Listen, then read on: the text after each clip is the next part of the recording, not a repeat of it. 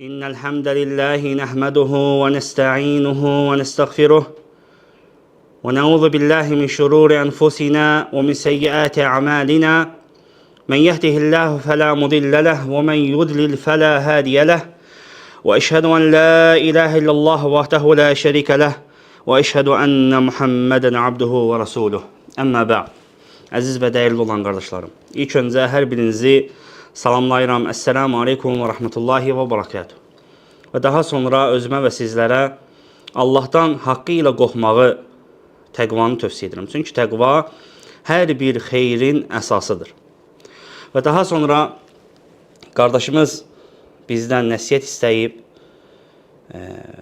və nəsiyyət də ondan ibarətdir ki, kafirlərlə tam əlaqəni kəsmək, yəni boykot etmək olarmı və yaxud müəyyən bir malların boykot etmək olarmı? Elə dəyərli şeyximiz Şeyx Arafat İbn Həsən əl-Muhammedi Hafizahullahın bu barədə gözəl bir nəsiyyəti var.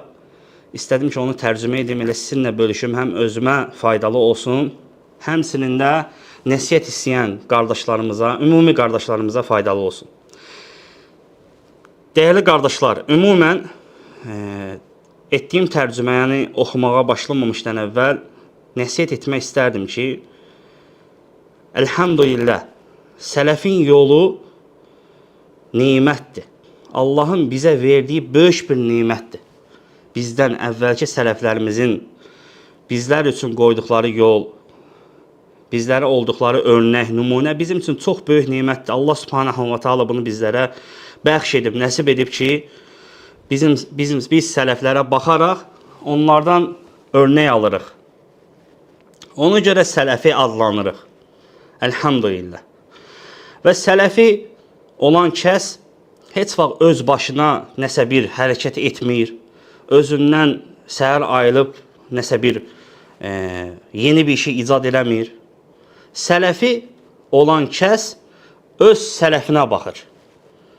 Bu məsələdə görün mənim sələfim necə yanaşıb, sələfim nə söyləyib ki, mən də onun kimi addımımı atım, onun kimi hərəkət edim, onun söylədiyi kimi söyləyim.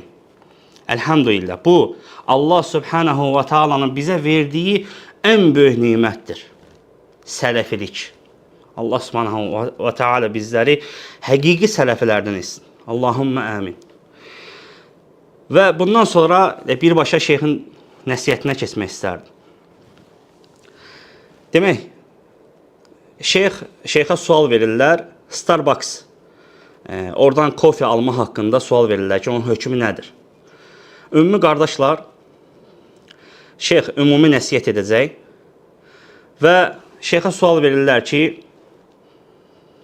Mə hukmu şəra qahvə Starbucks, yuqal inə zəlikəl məqhə yudafi anil yahud fi müharibəti şə'bil Filistin. Şeyx buyurur ki, cəzəkumullah hayran və barakallah fikum. Starbucks qəhvəsinin, kofesini almağın hökmü nədir? Deyirlər ki, bu sual verən söyləyiş şeyxə, bu, yəni kofe satılan yer Fələstin xalqına qarşı müharibədə yahudiləri dəstəkləyirlər. Belə olduğu halda bizim onlardan kofe almamızda hökm nədir? İcazəlidir, yoxsa yox?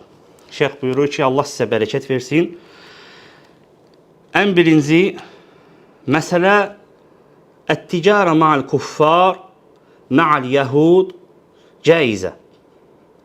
Kafirlərlə ticarət etmək, alış-veriş etmək, onlara nəsə satmaq, almaq və həmçinin yahudilərlə hökmü caizədir, yəni icazəlidir. Şeyx buyurur ki, Peyğəmbərimiz sallallahu aleyhi və səlləm vəfat etdikdə öz zirehini Yahudinin yanında girov qoymuşdu.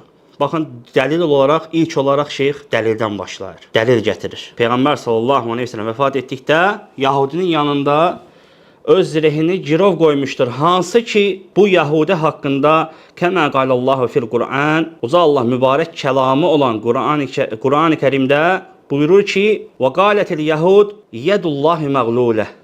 Hansı ki, o Yahudilər Allah subhanahu wa ta'ala haqqında söyləmişlər ki, Allahın əli bağlıdır. Onlar belə söyləmişdilər, Yahudilər. Buna baxmayaraq Peyğəmbər sallallahu aleyhi və səlləm bu cür söyləyən Yahudilərlə əlaqə saxlayırdı. Onlardan alış-veriş edirdi. Hətta Peyğəmbər sallallahu aleyhi və səlləm Yahudidən borc almışdı. 30 sa ölçü miqdarıdır, az da deyil.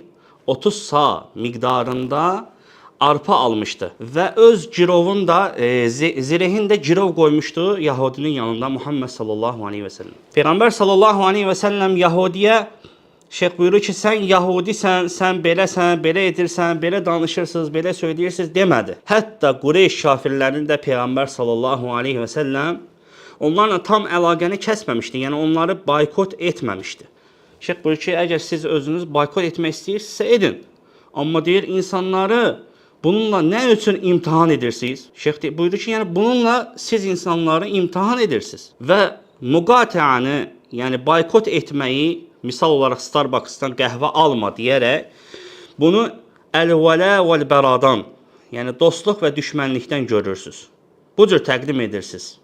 Şeyxin sözü o kəslərlədir. Hansı ki, düşüblər insanların canına, başlayırlar ki, bunu alma, onu tök küçüyə, kolaları az tök küçələrə, öz başlarına yəni. Heç kəs onlara nə vəliyə əmr, nə əmr sahibi, ölkə rəhbəri tapşırıq verməyib, hər hansı bir şeyxdən məsləhət almayıblar, alim tövsiyə eləməyib, öz başlarına dururlar, cəmaat içində belə bir problem yaradırlar. Hətta şeyx deyir ki, siz deyirsiniz ki, kim boykot etmirsə, la yuqati, la imanə ləhu. Onda iman yoxdur.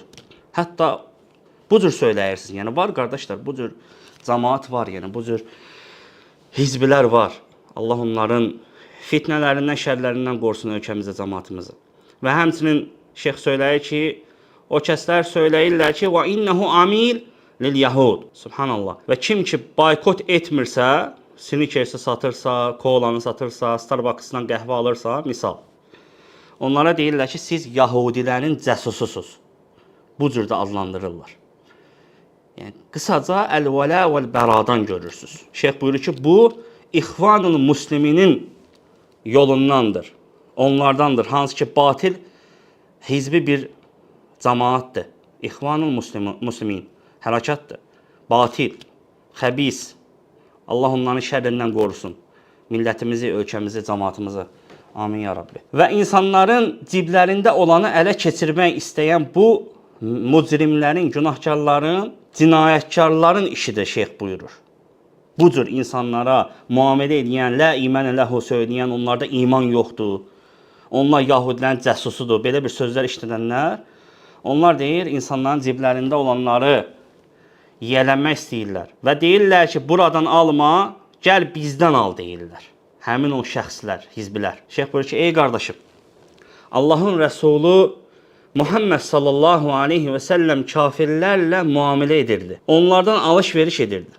Onlara nəsə satırdı, alırdı və hətta Peyğəmbər sallallahu aleyhi və səlləm onların yanında, Yahudinin yanında öz zirehini də girov qoyub arpa götürmüşdü, ərzaq götürmüşdü ondan. Və növbəti şeyx Arafat, Allah onu qorusun. Misal olaraq Buxari və Müslim rahiməhuməllahın, Allah onların hər ikisinə rəhmət etsin. Onların rəvayət etdikləri səhih hədisi gətirir.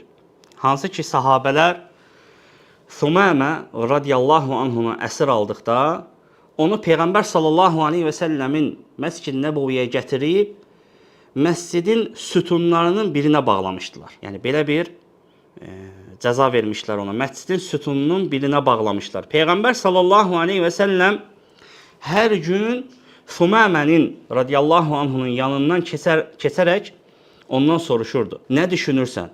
Ey Sumamə, fikrin nədir? Yəni, İslamı qəbul etmək istəyirdi Allah Rəsulu. O cavab verirdi. Sumamə radiyallahu anhu, ya Muhammed, əgər məni öldürsən, əli qana batmış olan birini öldürmüş olarsın. Əgər məndən pul istəyirsənsə, mal istəyirsənsə, sənə istədiyin qədər verərik. Sumamə radiyallahu belə cavab verir birinci gün. Şeyx buyurur ki, hədisin davamını gətirir. İkinci və üçüncü gün eyni sözləri Allah Rəsulu hər səfər onun yanından keçəndə Sumamə radiyallahu anhunu təkrar edir, söyləyir. Eyni ilə də Sumamə radiyallahu eyni sözləri təkrar edir. Yəni İslam'a təslim olmur. Ancaq Üçüncü gün bu ifadəni Sumamə radiyallahu anhu əlavə edir. Və Peyğəmbər sallallahu aleyhi və səlləm yenə Sumamədən soruşanda ki, ey Sumamə, fikrin nədir, nə düşünürsən?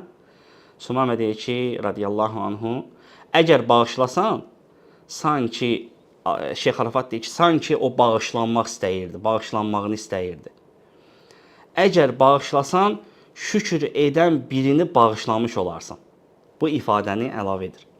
Bunu eşidən Peyğəmbər sallallahu aleyhi və səlləm əmr edir ki, Sumaməni azad edin.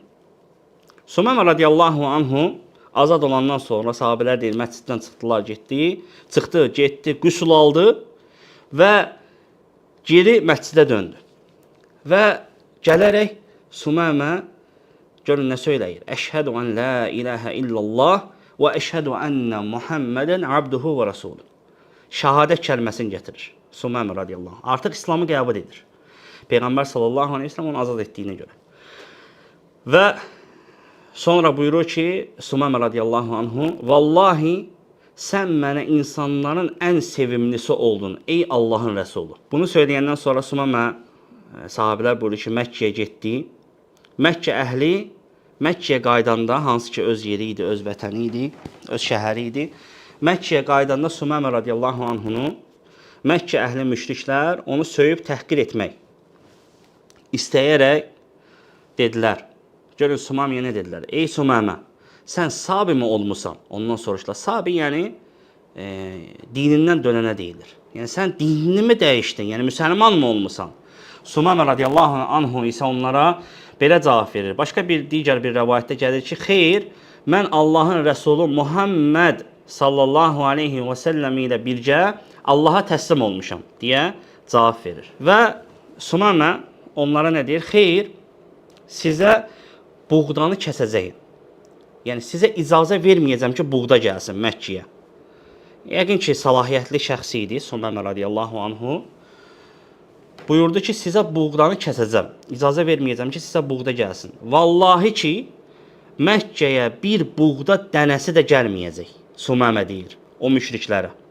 Məkkə müşriklərinə. Şeyx Arafat Hafizəhullah sual verir ki, Peyğəmbər sallallahu aleyhi və səlləm Sumamənin bu sözünü, bu qərarını, buğdanı kəsəcəm, qərarını, yəni boykot edəcəm, sizə buğda verməyəcəm, qərarını təsdiq etdi mi? Cavab budur ki, xeyr, təsdiq etmədi. Əksinə, bəzi rəvayətlərdə gəlib ki, Peyğəmbər sallallahu aleyhi və səlləm Sumamə radiyallahu anhuya dedi ki, belə etmə, ey Sumamə, belə etmə, yəni. Onlardan buğdanı, yəni kəsmə, verginə.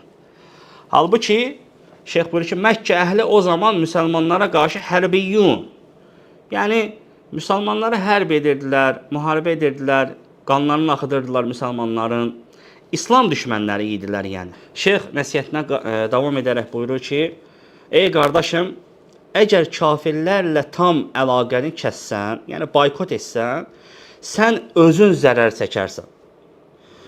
Sonra misal gətirir. Bax deyir, sürdüyün maşın Amerikanlıdır. Amerikan maşını sürürsən.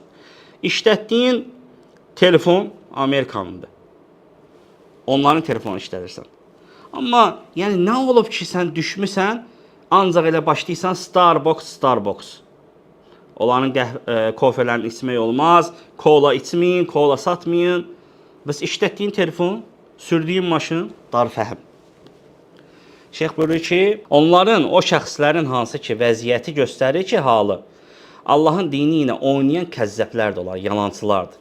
Onlar yalancıdırlar. Allahın dini ilə oynayırlar. Kimisinki ticarətdir, kimisinki hizbilik yaratmaqdır, insanları parçalamaqdır, nifaq salmaqdır cəmaət içinə, öz başlarına. Və insanları da ən ağılsız və qafil olan kimi görürlər onlar. Yəni, deyirlər ki, insanlar siz ən ağılsız və qafil olanlarısınız. Şeyx ümumi izah edir ki, yəni səndə qardaş heç nə yoxdur. Silah istəsən belə səndə yoxdur. Hardan alacaqsan? Silahı belə sən kənardan alırsan. Telefondur, maşındır, kompüterdir, hər şey sən kənardan gəlir. Boykot etsən, elə özün ziyana uğrayacaqsan. Hər şey səndən kəssələr, qalacaqsan belə. Yəni, bu rəhbərin işidir, qardaş. Sənin, mənim işim deyil, yəni. Bu ölkə başçısının işidir. Sələfimiz nə deyir? Sələfimiz nə deyir? Bu barədə elhamdülillah elm əhli danışıb. Ölkəmizdə də danışıblar. Allah onlardan razı olsun. Alimlərimiz də danışıblar. Qardaş, Belə bir halda ölkə başçısını dinləməliyik. Baxmalıyıq, nə nəsihət edir? Əgər ölkə başçımız nəsihət etsə ki, bəli, satma, satmayacağıq. Alma, almayacağıq. Yoxsa sən öz başına indi nəsə hissinə qapılmısan, düşmüsən. Yaxşı, özün əlaqəni kəsirsən, almaq istəmirsən, qardaş, alma. Satmaq da istəmirsən, satma. Amma düşüb cəmaatı əl-vələ vəl-bəradan görərək səndə lə imanə ləhu, lə imanə ləkə, səndə iman yoxdur, qardaş, sən nə bilim cəsussan, nəsən, satdınsa, sən şeytansan, nəsən. Belə, yəni belə olmaz. Şeyx buyurur ki, ümumən biz qəriblikdəyik. İslam qərib olaraq başlayıb və qərib də bitəcək. Bilginən ki, yəni biz qəriblik içindəyik. Buna görə də əhl-i sünnə bilməlidir ki, onlar qəriblikdədirlər. Şeyx izah edir, qərib elə bir kəsdir ki, sanki o tək tənhadır. Heç kimi tanımayan, yəni heç kim ya onu tanımır, ya da heç kimi tanımır. Müsafir kimidir? Səfər edib, o müsafirin halı kimidir? Qəribin halı. Bu qəribliyin misalıdır. Şeyx buyurur. Hətta qərib izah edir ki, öz evində də qəribdir. Ailəndə də qəribdir. Cəmiyyətin içində də qəribdir. Bax, qadağan olunan nə qədər mülkərlər var, şirk əməllər var, xurafatlar var, günahlar var. Bəzən inkar edə bilmirsən.